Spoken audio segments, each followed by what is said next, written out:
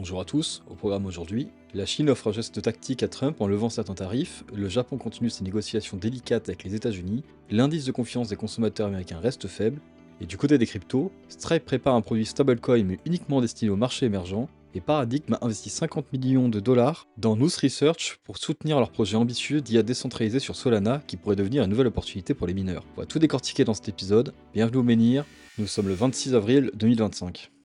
Concernant la macro, de retour à notre série quotidienne China vs USA, la Chine a levé certains droits de douane sur des produits américains tels que les produits pharmaceutiques et des pièces aéronautiques, tout en démentant les affirmations du président Trump selon lesquelles des négociations commerciales formelles étaient en cours. Ce geste semble être en réalité un cadeau dissimulé pour Trump pour lui offrir une victoire politique sans que la Chine n'ait à concéder publiquement quoi que ce soit, permettant ainsi aux deux parties de sauver la face. Pékin s'est concentré sur des produits dits non sensibles, allégeant la pression intérieure sans toucher à des secteurs stratégiques comme des puces IA ou des véhicules électriques. Ce geste améliore légèrement le sentiment du marché, soutenant à court terme les actifs risqués comme l'or et le bitcoin.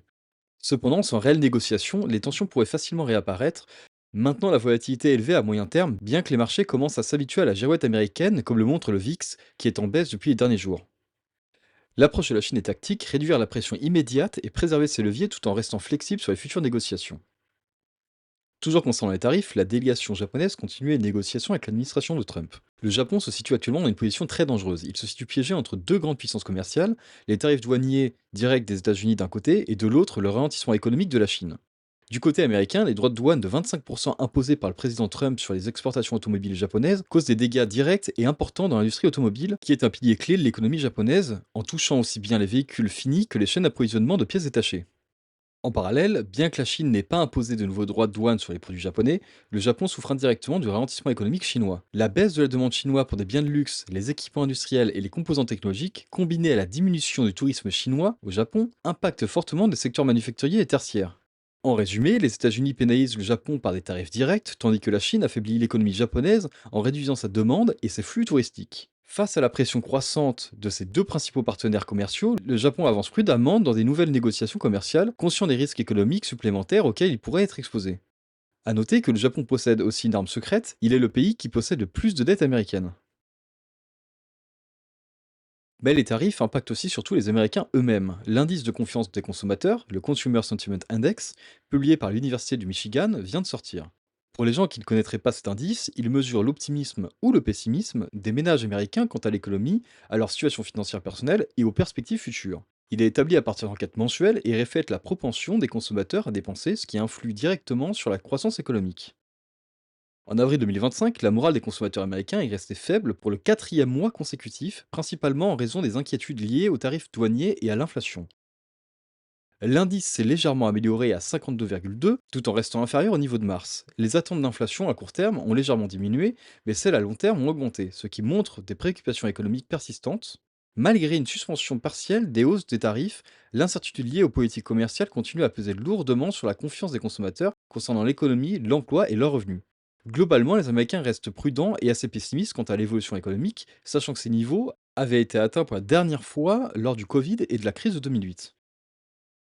Côté crypto, Stripe lance un nouveau produit de stablecoin via sa filiale Bridge, mais celui-ci ne sera pas disponible aux États-Unis, dans l'Union européenne ou même au Royaume-Uni, car au lieu de cela, Stripe cible des régions où les réglementations sur les crypto-monnaies sont plus souples ou plus favorables. Cette approche leur permet de développer l'adoption à leurs produits plus rapidement et sans frein à l'innovation.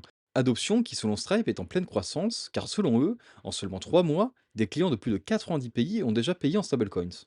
Ensuite, Paradigm, le fonds d'investissement crypto, a financé à hauteur de 50 millions de dollars Nous Research, une entreprise se spécialisant dans le fine-tuning de LLM open source. Ils sont notamment connus pour Hermès 2 et Hermès 3, basés pour le premier sur Llama 2 et pour le dernier sur Mistral 3. Paradigm voit de l'intérêt pour leur projet actuellement en construction Psyche, un projet open source qui vise à déployer un protocole d'entraînement d'IA décentralisé basé sur Solana, se basant sur leur algorithme distro, Distributed Training Over the Internet, optimisant les entraînements décentralisés. Néanmoins, le projet ne commencera pas en fully open source, mais en système de waitlist. Psyche pourrait être un projet ambitieux et surtout un nouvel âge d'or pour le mining, avec une montée vers l'intérêt pour ces services, comme on peut le voir avec le succès de Prime Intellect. Et pour terminer les news crypto, les ETF Bitcoin retouchent les niveaux atteints lors de l'hiver 2024, montrant un retour d'un appétit pour les risques de la part des investisseurs.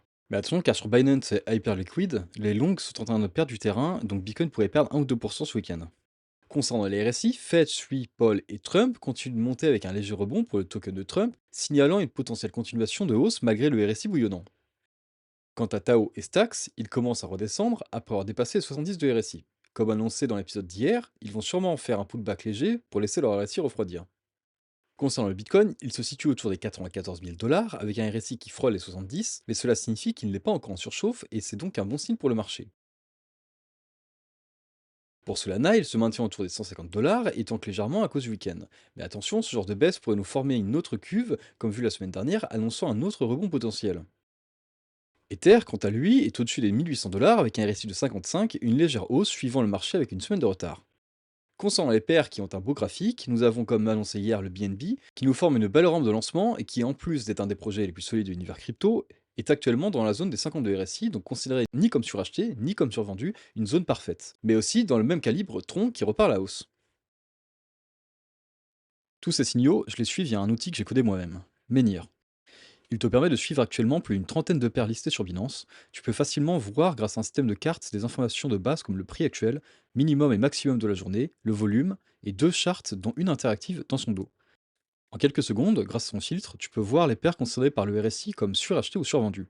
Tu peux aussi regarder si le market cap d'une paire est supérieur ou inférieur comparé à son dernier bull run en comparant le market cap actuel et le market cap de son all-time high. Attention néanmoins, aucune de ces informations ne sont des conseils d'investissement. Mais cependant, si ces informations t'intéressent et si elles peuvent t'aider dans ton investissement ou ton trading, c'est gratuit, le lien est en description. Pour résumer, les tensions entre les États-Unis et la Chine sont bel et bien encore présentes, mais Pékin semble montrer des signes de premier pas envers les États-Unis, rassurant encore un peu plus les marchés dans un contexte d'économie américaine vacillante. Mais aussi, de nouvelles opportunités s'ouvrent dans la crypto, Stripe devient de plus en plus crypto-friendly, et Nous Research pave la voie pour une nouvelle utilisation des ressources informatiques de manière décentralisée et poussant le monde des LLM vers une transparence accrue. Cette nouvelle opportunité, je l'espère, permettra à de nombreux mineurs de se recycler et à participer à l'innovation que seront les futurs LLM. C'était les news du Menhir, n'hésite pas à liker, commenter et t'abonner, merci de m'avoir écouté, à demain.